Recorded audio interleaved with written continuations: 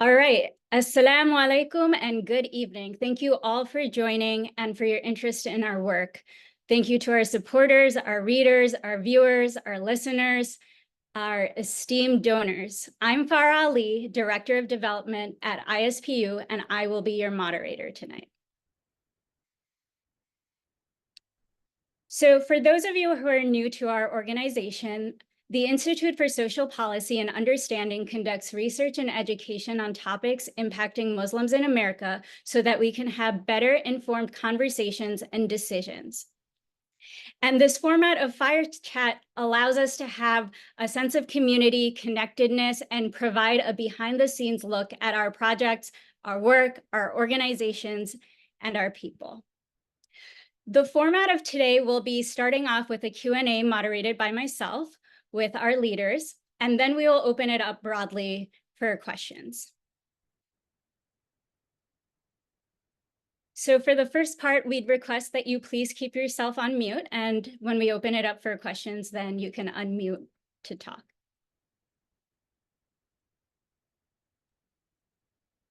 And as you continue to put your intros in the chat, a little bit about myself. I'm from Brooklyn, New York.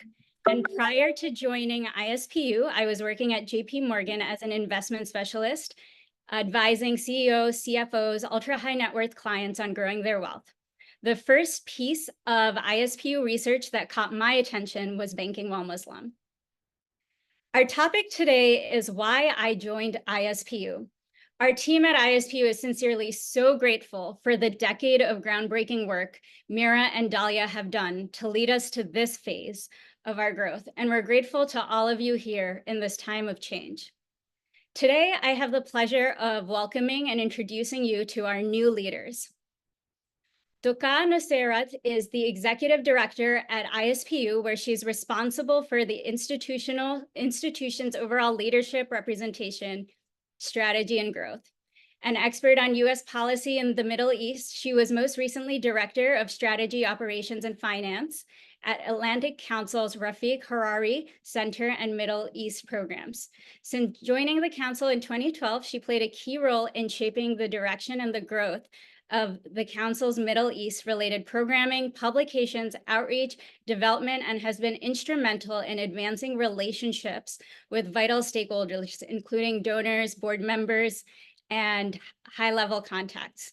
In 2022, Tuqa was honored by the Middle East Policy Council for their 40 Under 40 awards, honoring professionals making a difference in U.S. Middle East relations across academia, business, and diplomacy. Also with me today is Saher Selod, who is the Director of Research at ISPU and an Associate Professor in the Department of Sociology at Simmons University in Boston, Massachusetts, where she was the former chair.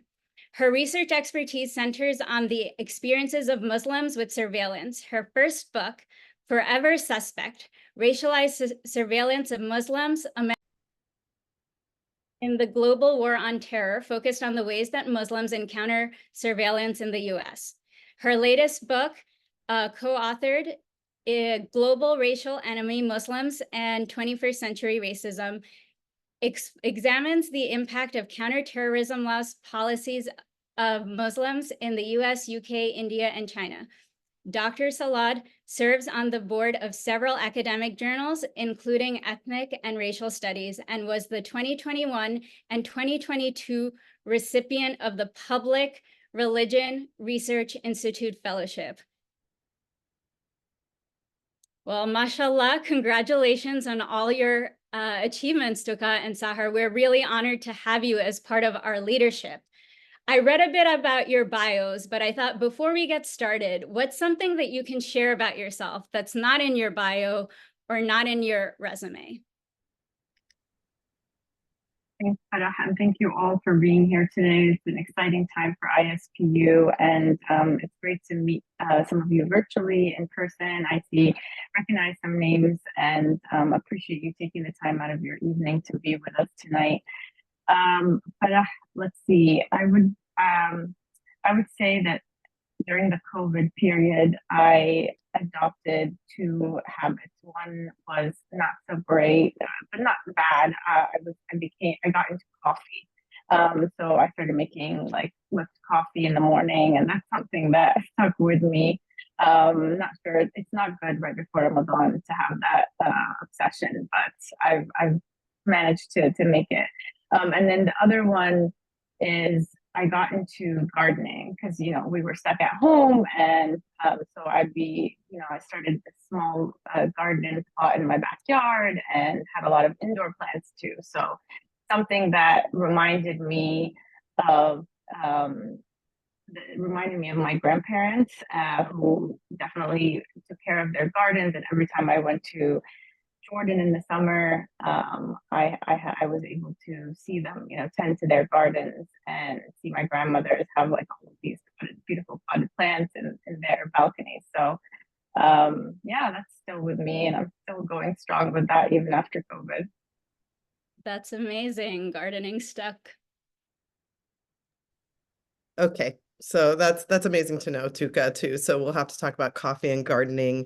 For me, what you probably wouldn't know if you looked at my CV or my bio, and if you knew me, you'd know this, is that I'm a really big sports fan. And so I watch football, basketball, and tennis. And I live in Boston right now, but I'm currently in Fort Worth, Texas, visiting my mom for Eid. And I went to game 1 of the NBA Finals in Boston. I went to game 3 last night. And I am going for the Celtics, even though I'm pretty much a Texas fan through and through with everything else. The Mavs are my number 2 team. But the other thing, a goal of mine last summer, my family, my husband, my daughter, and I, we went to Wimbledon. So we're trying to go to all of the Grand Slams at some point. So that's on my bucket list. So that's something you wouldn't know about me through my bio. Yep. That's awesome. What an adventure you have coming in your bucket list. I hope there will be pictures, videos, clips. You'll have to report back. Okay, so now that we've covered the bios and also some facts outside of the bio, I thought we'd zoom out. And my first question for each of you is just to tell us a little bit about yourselves. Hometown, origin story, whatever you'd like. Saher, why don't you start? Okay, I'll start. So born in Wichita, Kansas, raised in Texas, went to the University of Texas at Austin for my undergraduate degree, and then slowly made my way up north. So decided to, just really wasn't quite 100% sure when I was an undergrad what I was going to do. I was, that nightmare child. I was going to be a doctor at first, and then I was going to be a lawyer. And you all may not even know this at ISPU, but that I worked at an independent newspaper called the Chicago Reader. I moved to Chicago. I worked there for a little while. I thought I was going to be a journalist, but just really had a passion for social justice, and particularly race and racism in the United States. I think my racial identity, growing up in Texas, there's so much that really influenced that. I'm actually majored in sociology. I minored in African American studies. So decided that I was going to study race. So I moved to Chicago. I got my PhD from Loyola, and then got the academic job at Simmons in Boston, which worked out well for my husband, who's from Maine and a diehard Red Sox fan. So so that's just me in a nutshell. And I'll let you go, Tuqa. Thanks, Saher. Yeah, we're definitely learning things that we didn't know about each other. So I grew up here in the DC metro area in Northern Virginia, and I went to school here. I majored in international affairs, mainly because foreign policy and what was going on in the world was a big part of my family's, life. And so naturally veered into that direction. When I started college was very soon after 9/11, and my experience there was shaped by Iraq War and the War on Terror. So that's even pushed me even further into focusing on, the US role in the world. And after graduating from grad school here in Washington, D.C., I joined a small startup organization focusing on studying and supporting democratic developments in the Middle East. And after a short motherhood break that I took after my first job, I joined the Atlantic Council, where I spent most of my career, a nonpartisan transatlantic think tank and focusing on the Middle East program. So I contributed to a lot of the work that we did on countries undergoing transition, and spent 12 years there. So a big chunk of my career. And I wore two hats, one as a Middle East policy analyst, and I also was the director of strategy, operations, and finance. So spent a lot of time managing a large team, making sure that we had the resources that we need to do the work, and thinking strategically about how we can impact US policy when it comes to the Middle East. Wow, that's incredible. What a background. Yeah, this is why I love fireside chats. Even when we work together, you find out something new. Turns out Saher and I both had a mini journalist career. I also wanted to be a journalist, and I was reporting at Fordham on entrepreneurship, women in business. So different topics, but still looking at a population that is not the majority. So one thing I was hearing in Tuqa's story was just how the climate changed after 9/11. And I was wondering, Saher, if there was a moment in your life that transformed you. Yeah, there I'm going to talk about probably two, and then maybe touch on a third a little bit. But like, so for me, like with my academic interests, the first thing that really impacted me, because I kind of mentioned when I was in undergrad, a little bit unsure of what I wanted to do. I was thinking law school, grad school. And my dad and mom invited me on a trip that they were going on with the Islamic Medical Association of North America. My dad was very involved with that organization. And the trip was to Jordan, but we took a day trip into Palestine. So that was, I was very young, and that just, what I noticed a stark difference in what I saw there and what the news media was reporting here about the region. And that just really, really had a huge impact on me. So it really influenced my interest in studying what was happening with the media, why were Muslims being represented like this. The second one was obviously 9/11. So, when 9/11 happened, I was working at the Chicago Reader at that time, and I just saw the flip in the Muslim experiences. Not that there wasn't anti-Muslim racism before, but afterwards something was going on, and so that really encouraged me to pursue my scholarship on the experiences of Muslims after 9/11. And then I would say just more recently, the thing that's really influenced me and kind of, something that I think about a lot is that 4 years ago, my father passed away, and I just think he would be so thrilled and proud to know that I was working at an organization like ISPU. This is like really at at his heart of what he believed in spending his time doing, which was, making sure that Muslims were thriving in the United States. So yeah. That's incredible how ISPU offers this opportunity to carry the legacies of what meant so much to our families. It reminds me of how my dad was a professor and my mom was a daycare teacher, both of whom valued research and education so much. And while I did not go into the education line, I am so grateful to be in this space at ISPU. So we talked a bit about upbringing, moments of transformation. Now I'd like to think more about why now? Like, could you tell me a bit, each of you, why you chose to join ISPU at this point in your career? Sure, I'll jump in. Well, I think a big part of it is that related to my upbringing. And somebody, when I started, one of our team members asked me, like, what part of your upbringing brought you to ISPU? And I had to really reflect on that, but My family hails from the Middle East, and I spent a lot of summers there. And similarly, my parents were educators, and they constantly talked about what's happening around the world, and that became a big part of my life, of my education, and eventually my career. But while still being interested in what happens around the world, they were very much rooted in the local community. They weren't isolated and just thinking about what happens back home. They were absolutely, they jumped in as immigrants, and just, in our local mosque, we spent so much time there as children. And, they volunteered, and they felt very much invested in what happens to our community here and how they can give back.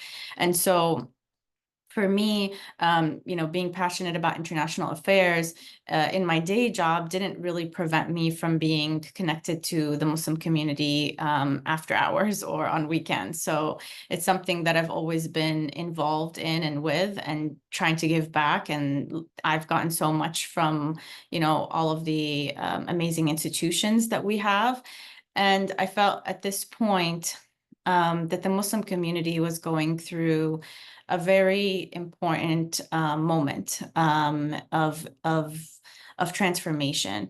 I've seen in the aftermath of 9/11 how much of a setback that was for our community. Our parents were here as immigrants, and tried to really push so much of our community into the civic space, into the business world, into the medical field.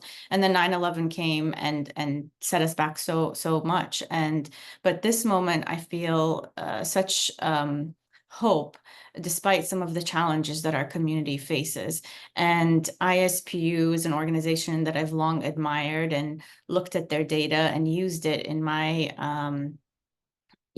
thinking about how we can improve our mosques, how our children can be treated more equally in schools. All of these things have an impact. And so when this opportunity came along, I felt like it was at the right time and the right place, and that I could use the skills that I had built in a think tank space to really give back in a way that is much needed right now.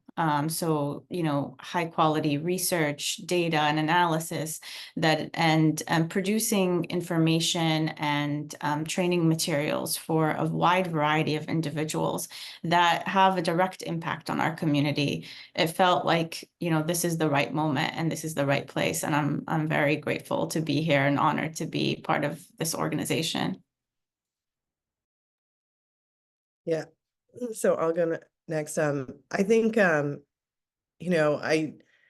wasn't necessarily thinking about coming to a research think tank. I thought I would do something like that down the road. And somebody reached out to me when I was at Wimbledon in London, at Wimbledon, and said, they're looking for, this organization that I work with is looking for a new director of research, and I think you would be a good fit for this. I do qualitative, and I mostly do qualitative, but I have experience with quantitative research. And I thought, why not just give it a shot?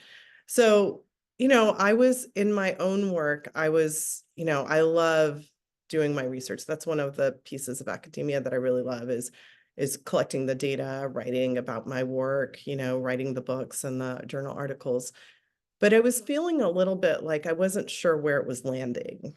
I knew, I was getting cited. I know that I was a part of a growing group of academics, who were studying Muslims in these different ways.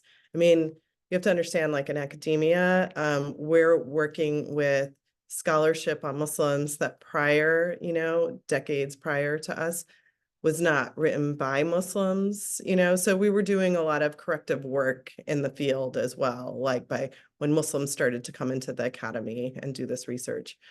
And so I really felt like I wanted my work to have more of an impact. I wanted to see the impact of my research. Aside from students are great, giving talks are great, but what is it doing out there? Is it changing anything? And so when I applied for this job, and then, I got it, and, the reason you still say that I'm an associate professor at Simmons is because they, were giving me a leave of absence to sort of say, this is a big shift to give up tenure and this role to check out this new position. And so I've said this in a couple of different spaces that I felt like academia was starting to feel more individualistic in what I was doing. It was more about me, what I could, do rather than what I was giving or producing for Muslims, really, which is who I study. So I say I left the I of academia to the we of ISPU, really, because it feels like the right fit in terms of policy and taking research and using that research to, do that work of making this country and shifting policy for the better for Muslims in the United States. So, and this is a very important moment, like Tuqa just said, to do this. This is a really pivotal moment. So I'm grateful to be here. Wow, I of academia to the we of ISPU. I love that. And I think it makes us better leaders when we have something to give up, a bit of a sacrifice as well. You mentioned giving up tenure. I had spent nearly a decade at JP Morgan, and I was at a place where I was getting many offers from multiple firms, but that's the eye of investments. And I wanted to do something that served the underserved, that served Muslims. So interesting seeing the threads there. So one question I have for Tuqa is, ISPU's tagline is research making an impact, and we've heard Saher speak a bit about that, and you also spoke about how being at ISPU lets you have more of an impact. From your experience working in the policy space, how do you foresee ISPU having an impact looking forward in the coming years? Yeah, great question. I think, I think we're always looking after what Saher said is where we feel our skills are most needed and where we feel we can make the biggest impact. I think ISPU's impact in the coming years, I see it in three main ways. One, on the Muslim community level. So when we are able to uncover data about Muslims, that helps us understand some of the challenges that we're facing. So caring for aging family members or making our mosques more accessible, improving our Islamic schools. This data directly impacts our institutions and gives us insight into how we can improve them. Without that data, we don't really have a starting point. We may be making a lot of effort that is not really strategic. The second is I think about it in these circles. So the Muslim community and then the bigger community. This is where the data that we uncover about Muslims also informs people in our community, leaders, public school leaders, public health leaders, policymakers. So what are the health needs of Muslims? What are the banking challenges that Muslims have? How are Muslim students in public schools being bullied? This will help inform the services that are provided to Muslims outside of our own institutions and mosques, and the policies that impact us. And then finally, on the national level, this is where data is of utmost importance when it comes to big picture policies, when it comes to the rhetoric that is being used with regards to Muslims, when it comes to the misinformation and the misconceptions that we can begin to dispel with the data that we have. Having these numbers is not going to be a magic eraser of sorts that, solves all of our problems, but it's absolutely an important starting point for each of those levels of challenges that we face.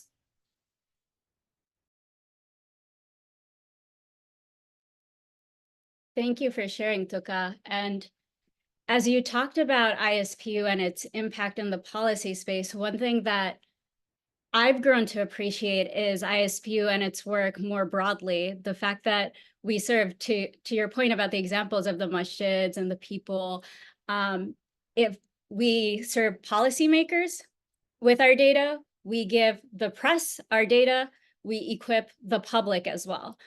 And so in moments like these, where sometimes people feel like the policies are not representative of their values, or the press is still filled with misinformation, what has been, I guess, a little bit encouraging is seeing this awakening, this media literacy, this the power of the public.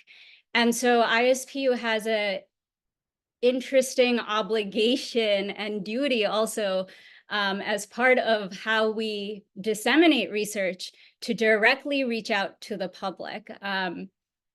So I'm really grateful that we're equipped to do all three, have this interface with the policy, with the press, and the public. Tuqa, in a moment when so many are doing advocacy, why did you feel compelled to join a research organization?